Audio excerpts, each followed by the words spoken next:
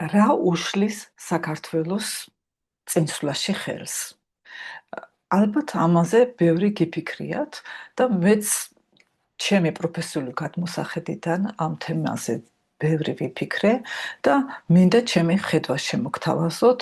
ჩვენი უდიდესი პრობლემა არის ჩვენს ეხლანდელ არქეტიპულ ლანდშაფტში, ასე ვთქვათ. ჩვენი მთავარი არქეტიპი არის დიონისე.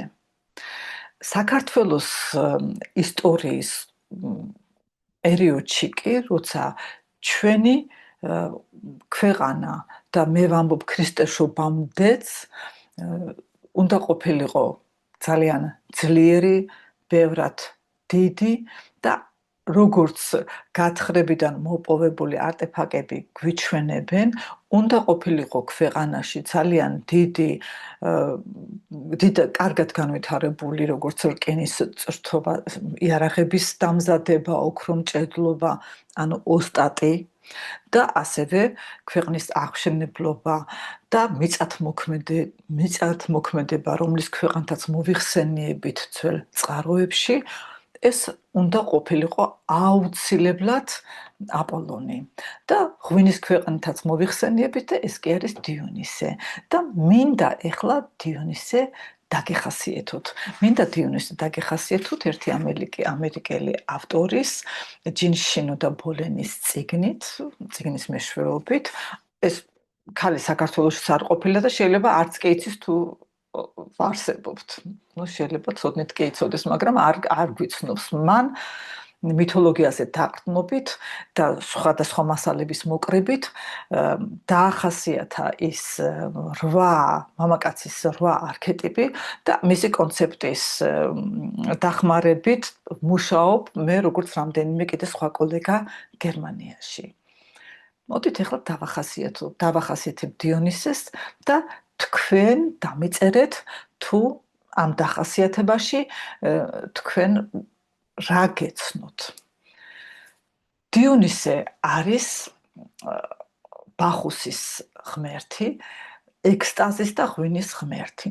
აქედან გამომდინარე, მას ძალიან უყვარს გართობა, ხერხება კიდეც, მას აქვს მიდრეკილება ბოჰემური ცხოვრებისაკენ და ის განიცდის ყველაფერს, აი ამ რაც მას სიამოვნებს არის ეს დალევა, ეს ერთობა სხვებთან, ასევე მიდრეკილება აქვს, ძალიან კარგი უნარები აქვს ხელოვნებისადმი, ყველაფერს განიცდის მისი ყველა უჯრედით შეიძლება ითქვას. ასევე სექს თავის პარტნიორთან. დიონისეს აქვს 2 ურთიერთგამომრიცხავი მხარე. ერთი არის რბილი, ემპათიური, ძალიან მგრძნობიარე, სათუთი, მეორე მხარე არის შეუბრალებელი, სასტიკი, დაუნდობელი და ერთი ცნობილი პიროვნება და ეს პიროვნება არის ცნობილი წიგნის ავტორი არის სემ შეპარდი, ახასიათებს და თვითონ არის დიონისეს არქეტიპის წარმომადგენელი, ახასიათებს აი ამ დიონისეში არსებულ ურთიერთგამომრიცხავ და ურთიერთმოწინააღმდეგე მხარეებს, როგორც მგელს და კრავს. აქედან გამომდინარე, დიონისეს შინაგანი განწყობა არის ხშირად ძალიან დაძაბული, რადგან წარმოიდგინეთ მგელი და კრავი. ესე იგი, ერთ მის შინაგან ნაწილს შეუძლია მეორე შინაგანი ნაწილი გადასანსლოს და დიონისეს ცხოვრების, ასე ვთქვათ, დავალება არის, რომ მათ შორის გარკვეული დაბალანსება და მათი დაჰარმონირება შეძლოს, რაც არ არის იული ამოცანა. ვინც ჩემს ვიდეოებს უსმენთ, თქვენ გეხსოვებათ, რომ მე შინაგანი ნაწილებზე მუშაობ და ბევრჯერ მაქვს ნათქვამი, ეს ჩემს ვიდეოებში გამეჟღერებია გამოცდილება და მithქვია, რომ როცა ჩვენი შინაგანი ნაწილები ერთად კი არ მუშაობენ, არამედ სხვადასხვა მიმართულებით იწევენ, სხვა ურთიერთმოწინააღმდეგეები არიან, მაგალითად ერთს უნდა ჰარმონია, მეორე ნაწილს უნდა ყველაფრის ნათლად თქმა და ჩამოყალიბება და აი ამ დროს ძალიან დიდი ენერგია გვეკარგება შინაგანად, ძალიან დიდი დაძაბულობა იქნება ორგანიზმში, რაც სხვა საქმეებზე, ჩვენს მიზნებზე გვაკლდება და გარდა მაგისა, ეს დაძაბულობა ჩვენს ჯანმრთელობაზე უარყოფითად მოქმედებს და დიონისი არის ამისი ნათელი მაგალითი. ეხლა მივყვეთ, დიონისე გაიზარდა ბავშვობაში როგორც გოგოს ისე ზრდიდნენ, რადგან მისმა მამამ ზევსმა რომ დაეცვა პატარა დიონისე თავისი ეჭვიანი ცოლის ჰერას შურისძიებისაგან, სთხოვა რომ ის გოგოთ გაეზარდათ და აქედან გამომდინარეობს ასევე ის რომ დიონისეს ესმის ქალების, მის ერთ ნაწილს ესმის ქალების, მას უყვარს ქალები, ასევე შეუძლია ქალებთან მეგობრობა, ნამდვილი მეგობრობა. და ამის მაგალითები ძალიან ბევრი არის. ქალები მის მიმართ ძალიან დიდ ზრუნველობას იჩენენ და გოგონებს მოსწონთ დიონისე ბიჭი. პრობლემა არის ის, რომ გოგონებს მოსწონთ დიონისე ბიჭი, ეს მგრძნობი არის, ეს არაპროგნოზირებადი, მასთან ვერასდროს ვერ მოიწყენ და ნაკლებად მოსწონთ ისეთი პროგნოზირებადი და ესეც ანგარიშიანი და ესე თქვათ ცოტა ინტროვერტირებული აპოლონი, მაგრამ როცა ყველაფერს გააკეთებენ, რომ დიონისე ქმრად შეიხვედრონ, მერე უნდათ რომ ის აპოლონივით მოიქცეს და ეს კი არ ხდება. თუმცა ესეთი რამეც გამიგია, რომ მე მაინც ასე ჩემი ქმარი მირჩევნია, ის რომელიც შეიძლება წავიდეს და მთელი თვის ხელფასი თავის ბოჰემურ ცხოვრებაში და შემდეგ შეიძლება სამორინეში გაანიავოს. აი ის არაპროგნოზირებადობა, ის ასევე შარმი, რაც დიონისეს მუდმივად თან ახლავს, ბევრ ქალს იზიდავს.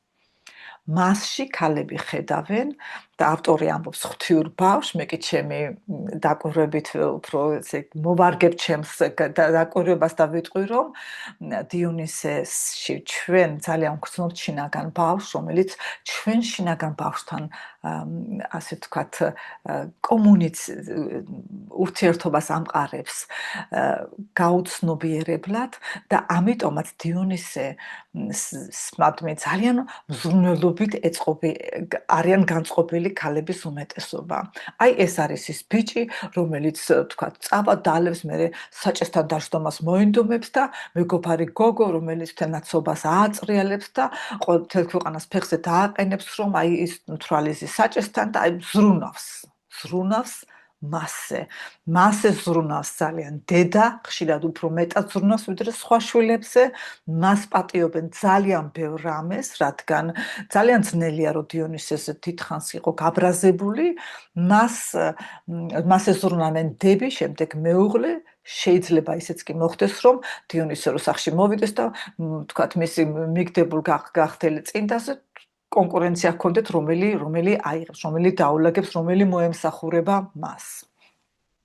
როგორც თქვი, დიონისი არის არაპროგნოზირებადი, იმის მიხედვით, რომ დღეს ეს ამ განწყობაზეა, შეიძლება რამდენიმე დღე იყოს ამ განწყობაში, უყვარს ასევე ჩარჩენა იმ განწყობაში, რომელშიც არის, მაგრამ მას აქვს მიდრეკილება ასევე დეპრესიული განწყობებისაკენ და აი ეს რომ და ესეც თქვათ არის საფრთხე, რომ მან ამ რაღაცა შინაგანი დაძაბულობის განსაკარებლად მოშვებისათვის მიმართოს არა მარტო ღვინოს, არამედ ნარკოტიკებს და იქიდანაც ძალიან გაუჭირდება გამოსვლა. აი მე მაქვს მაგალითები, რომ აქ გერმანიაში მოგეხსენებათ, მთავარი არქეტიპი არის აპოლონი და ბევრმა აპოლონმა შეძლო ამ დამოკიდებულების უკან მოტოვება. მართალია ამბობენ, რომ ეს დამოკიდებულება არ ქრება, მაგრამ მისი კონტროლი, იმიტომ რომ აპოლონი ეს არის დისციპლინა, ეს არის ძალიან მონდომება, ეს არის ძლიერი შინაგანი ძალა. დიონისეს მთავარი ენერგია კი მიდის სხვა მიმართულებით. მას დისციპლინა არ ეხერხება, ყოველდღიური რუტინა მას არ უხდება და არც შეუძლია. დიონისეს დასჯა არის საჯარო სამსახური და მსგავსი სამსახურები, სადაც რუტენული სამუშაოა. მას აქვს ხელოვნებისადმი მიდრეკილება და თუ შეხვდა ოჯახი, რომელიც მას მხარს დაუჭერს და ისწავლის, მაგალითად, რომელიმე მუსიკალურ ინსტრუმენტს, ან ციკლაზე შევა და ასე შემდეგ და შეძლებს ის თავისი აი ამ მოზღვავებული ენერგიის ასე გამოხატვას, აი რაღაც ესე ვთქვათ, რაღაცა მიმართულებით დარეგულირებას, დიდი ალბათობით და თუ დაეხმარება და მაშინ მეორე არქეტიპი აპოლონი არის, რომელიც არის შრომის მოყვარე და ეს ამ ორი შეერთებით მივიღებთ ისეთ შედეგებს, როგორც მაგალითად არიან ცნობილი დირიჟორები, ცნობილი მუსიკოსები და მოგეხსენებათ, რომ საქართველოში იმდენი ნიჭიერი ადამიანია, იმიტომ ძალიან ბევრი დიონისი ყავს და ქალებშიც არსებობს მისი შესატყვისი, რომ ეს პატარა ქვეყანა ვერ უმკლავდება ამდენი მარგალიტების აღქმასაც კი. იცით, შავი ხედები კიდევ ახალსახეს დავინახავ, რომ ღერის გადასარევი ნიჭი უჩანს და იცით, მთელ სოფლიოში ვართ მაგით ცნობილები, ჯერ რუსული ესტრადა ჰქონდათ დაპყრობილი, ეხლა საბერძნეთში გინდა თუ ამერიკაში, სადაც გაიხედებით, სადაც ქართველი მიდის და დიონისე თუ არის ის თუ მას ესე იგი თავის ბუნებრივ მონაცემებთან ერთად დისციპლინა დაეხმარა, აუცილებლად შეძლებს, რომ ხელოვნების მიმართულებით რაღაც თავისი ადგილი მოიპოვოს, თუ მსოფლიო არენაზე არა, აი გახდეს ის პიროვნება, რომელიც არის მიღებული, რომელიც უყვართ, რომელსაც უსმენენ, რომელსაც აფასებენ. ეს არის პოზიტიური განვითარების გზა.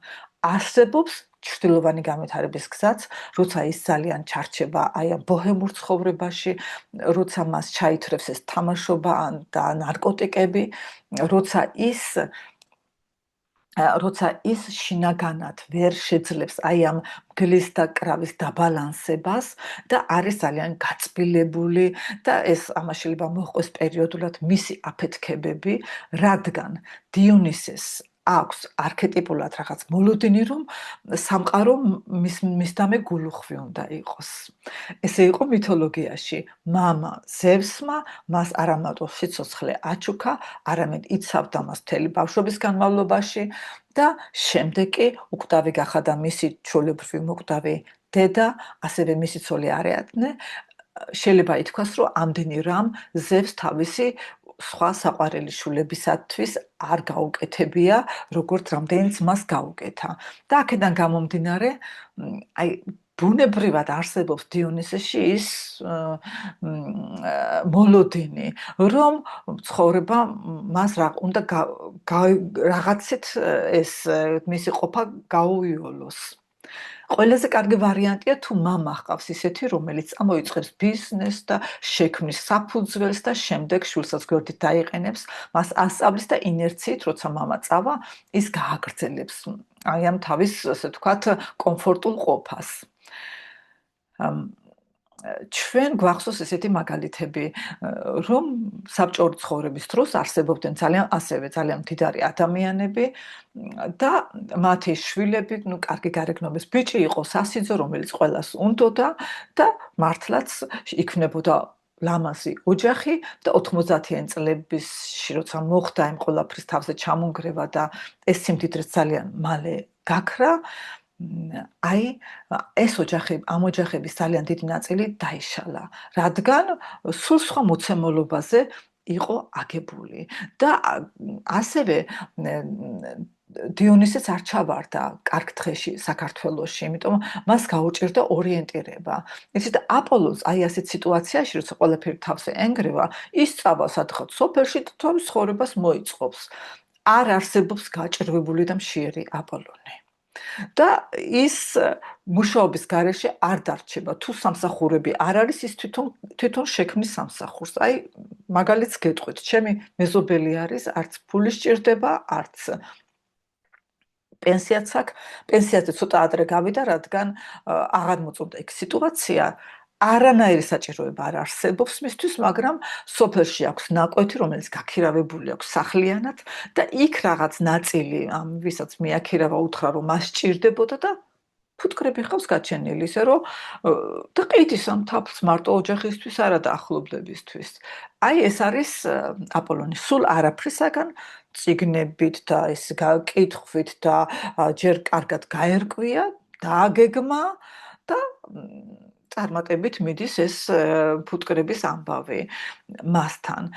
დიონისე სულ სხვა ტიპი არის. აი მე რომ ბევრ ჯგუფებში ვარ გაწევრიანებული ერთი მიზეზის გამო და კონტაქტშიც და კომუნიკაციაშიც რომ შევდივარ, მაქვს ერთი მიზანი. მე ვაკვირდები ჩვენში ამ არქეტიპებს ამით, იმიტომ სხვა საშუალება მე არ მაქვს. ხანდახან პროვოკაციულ კომუნიკაციაში შევდივარ, მაინტერესებს თუ ჩემს მოლოდინს შეესატყვისება მათი რეაქცია.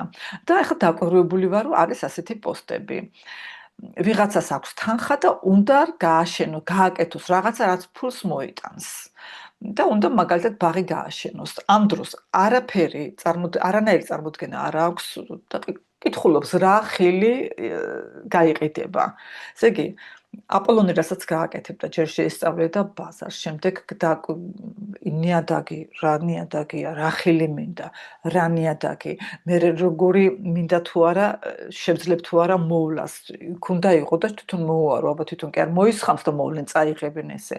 აუცილებლად დაკავდებოდა იმით, ვის მივყიდი გასაღების ბაზრით.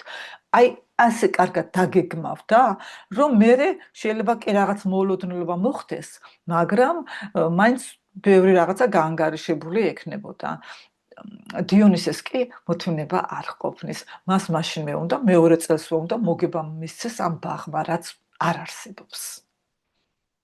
და აი ეს არის პრობლემა, როცა ქვეყანაში არის ძალიან ბევრი დიონისე, როცა ეს არქეტიპი არის ძლიერი და ძლიერი, როგორც მე ჩემს წინა ვიდეოში მაქვს ნათქვამი, ძლიერი არის ჩვენი ისტორიული ტრაგიკული ბედიდან გამომდინარე.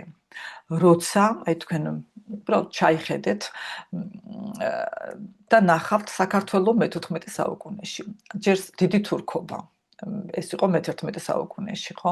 მერე ჩამოყოლი მე-11, მე-12, კაი მე-14 საუკუნეში მონგოლების ასწლიანი ბატონობა დაამთავრა გიორგი ბრწყინვალემ და ამოისუნთქვა ქვეყანამ 30 წელი. და მერე ინერციით ცოტა ხანიც. მერე მოხვა ჭირის 20 წლიანი ეპიდემია. მოხვა თემურლენგის 7 შემოსევა. შემდეგ მე-15 საუკუნიდან ძლავდება ეს ოსმალეთის იმპერია ჩამოყალიბება. მონათა ბაზარზე ამდენი ქართველების გაყიდვა არა მარტო ლეკების და სხვების მიერ, არამედ თვითონ ქართველების მიერ. იანიჩარების ამბავი ეს იყო ის, რომ დედას მეორე ბიჭი უნდა სულთნის მონების, ასე ვთქვათ, სამსახურში გაეგზავნა პატარაობიდანვე, ესე იგი შვილს კარგავდა და ბავშვს ყველანაირ იდენტობას უსპობდნენ და სდიდნენ მხოლოდ ისლამის, ესე იგი, მორჩილ სულთნის მონათ, რომელიც იყო მის არმიაში და ასე იდენტიტეტ დაკარგულებს უნდა მხოლოდ ერთი ფუნქცია შეესრულებინათ, რომ ოსმალეთის იმპერიისთვის შემდგომი გამარჯვებები მოეპოვებინათ. და თქვენ წარმოიდგინეთ, გასაგებიც ხდება დედის და ასევე მამის ჩაციკლად, რომ აი ბიჭის ჯანმრთელობაზე, ბიჭის კარგად ყოფნაზე, რომ ბიჭი ყოლოდათ და რამდენი რამ ხდებოდა და აი ამ ყველა ბრძოლებში და აი თუნდაც მარტო იმის გვერდზე რო შეხვიდეთ, აი სადაც მოკლე დახასიათება ამ საუკუნეების, ნახავთ რომ რამდენი გმირი და რამდენი მოღალატე ჰყავდა ქვეყანას. ეს გმირი არის უმეტესად აპოლონი. თუ აპოლონი იბრძვის სისხლის ბოლო წვეთამდე. დიონისე არის კომფორტული ადამიანი. დიონისე ეკუთვნის ყველა ქვეყანაში არის დიონისე უმეტესად თუ მას აპოლონი არ ამოუდგა მხარში და მეორე არქეტიპად არ ექცა, თუ მთავარი არქეტიპი დიონისია, ის ეკუთვნის ეს ხელოვნების და ესე გეწოდებული ინტელიგენციის სფეროს. აქვს ამისთვის უნარები. მაგრამ აი დავაკვირდეთ ახლა ყველა ქვეყანაში ეს და ოდითგანვე ეს გართობის და ეს სფერო გარდა იშვიათი გამონაკლისებისა ემსახურებოდა ყოველთვის მმართველ კლასს, აბა გლეხს ვინ უმართავდა კონცერტს. აქედან გამომდინარე ისტორიულად მოდის უკვე ისე რომ ეს გართობა, ხელოვნება იყო მმართველი მდიდარი კლასის სამსახურში. ეს გახდა ხელმისაწვდომი დაბალი მომუშავე კლასისათვის საბჭოური ცხოვრების დროს მაგალითად და ეხლა აი დასავლეთ ევროპაში ეს არის მეტნაკლებად ხელმისაწვდომი. რას ნიშნავს ხელმისაწვდომი? კონცერტზე 300 евро რომ ღირს კონცერტის ბილეთი, იქ ვერ წავა მოსახლეობის დიდი ნაწილი და ამ ფულს ვერ გადაიხდის. მაგრამ არსებობს ინტერნეტის საშუალებით არსებობს ქუჩაში კონცერტები და იმის მიხედვით ხო თუ რა ღირს და ვის რა საშუალება აქვს მეტნაკლებად ხელმისაწვდომი არის. ისე რომ აი დიონისეს აშენებული ქვეყანა არ იქნება. მას ბევრი ძვირფასი თვისებები აქვს, უზარმაზარი შარმი აქვს, ძალიან სასიამოვნო და ასე ვთქვათ, ესეთი განსაკუთრებული არქეტიპი არის. მაგრამ მას არც საჯარო მოხელება შეუძლია, არც ხელოსნობა შეუძლია, მას იდეები აქვს, ფანტაზია აქვს, მაგრამ ვიღაცამ უნდა შეასრულოს ის რუტინა, რაც აუცილებელია, მას არ შეუძლია. თუ მას მეორე არქეტიპად ოსტატი ან აპოლონი არ ჰყავს და ეს მისი აღზრდის დროს მისი ამათი განვითარება არ მოხდა და ეხლა ვართ აი ამ აღზრდაზე ვიტყვით ვინ ზდის დიონისეს საქართველოში. მთავარი არქეტიპები გვყავს ჩვენ გრძნეული კიდევ ესეთი კრუხი დედა, რომელიც არის დემეტრა, ნაყოფიერების ქალღმერთი, რომელიც მის ამ ჩრდილოვან გამოვლინებაში და ეს გამოიწვია ჩვენმა ისტორიულმა სამწუხარო ისტორიულმა განვითარებამ, არის გადაფოფრელი გიჟი დედა, სულ ეშინია შვილზე, არის რაღაც ძალიან ისეთი კონტროლი, აკონტროლებს შვილს, მერე აკონტროლებს როცა შვილს ოჯახი აქვს, ან ვის მოიყვანს, ამასაც აკონტროლებს და ვერ ეშვება შვილს. და აქედან გამომდინარე დიონისეს ბიჭს ანებივრებდნენ, ჩემ დროს ანებივრებდნენ, შეიძლება ეხლა არ აკეთებენ ასე, რომ აი და უნდა მომსახურებოდა ხან ისიც იყო, რომ ზოგ ოჯახებში დებს ავალდებულებდნენ, რომ ძმას მომსახურებოდა. და აი ესეთი განებივრებული, აი დიონისე შემდეგ ხდება არ არის ცხოვრების უნარიანი. მე არ ვიცი, გაქვთ თქვენ მაგალითები, რომ დიონისე ესეთი ბიჭი, რომელსაც ვახასიათებდა, გერმანელ ქალთან ოჯახი შექმნილიყო. მე ვერ წარმომედგენია, რომ ტიპიურმა გერმანელმა ქალმა არტემისმა დიონისეს მიმართ მას საერთოდ აგრესია აქვს და ეს აი ეს ქართველი კაცი, გერმანელი ქალი, ეს ბედნიერი ოჯახი მიმაჩნია მხოლოდ იმ შემთხვევაში, თუ სხვა არქეტიპები არიან წამყვანები და არა დიონისე და არტემისი. ასევე ათენაც, რომელიც არის ძალიან რაციონალური, რომელიც არის ძალიან მომუშავე, გეგმიური, უჭირს შვილი დიონისე თუ ჰყავს, მას უჭირს გაგება, რომ დღეს ასე იყო, აი ეს გეგმები ჰქონდა, შემდეგ ერთი კვირის შემდეგ შეიძლება სულ სხვა განწყობაზე იყოს.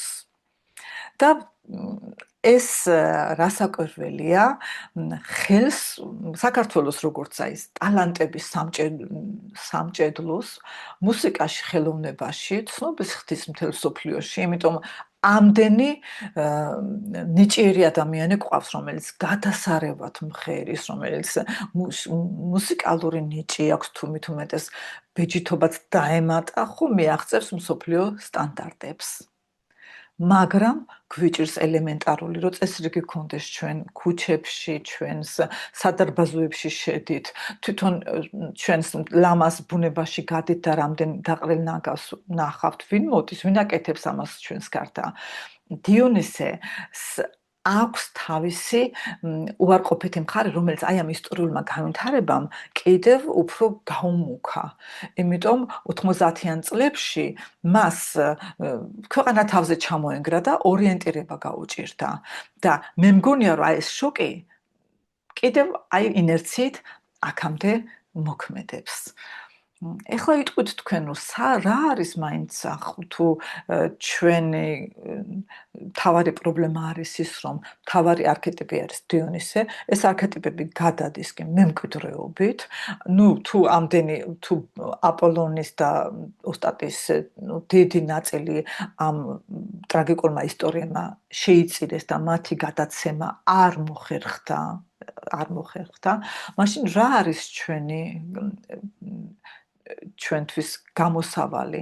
გამოსავალი არის შემდეგი, რომ დიონისეში გააქტიუროს მშობელმა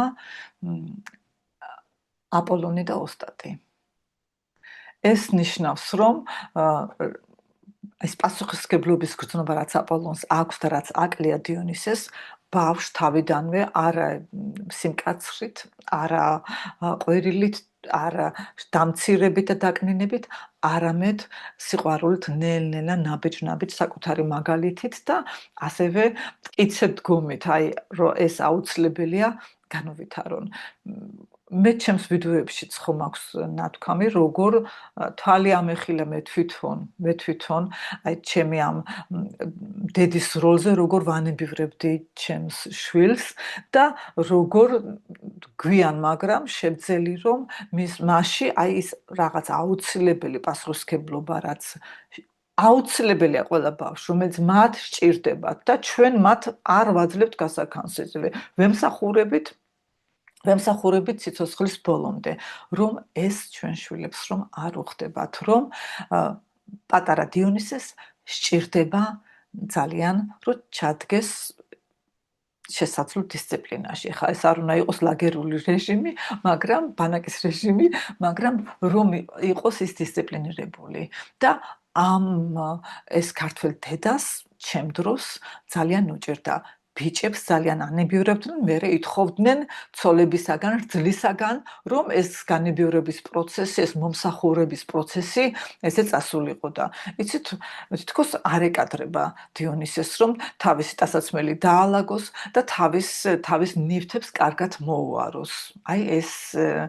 ეს მომენტი მაქვს მე დაჭერილი. თქვენ როგორ აღიქონთ, ძალიან მაინტერესებს.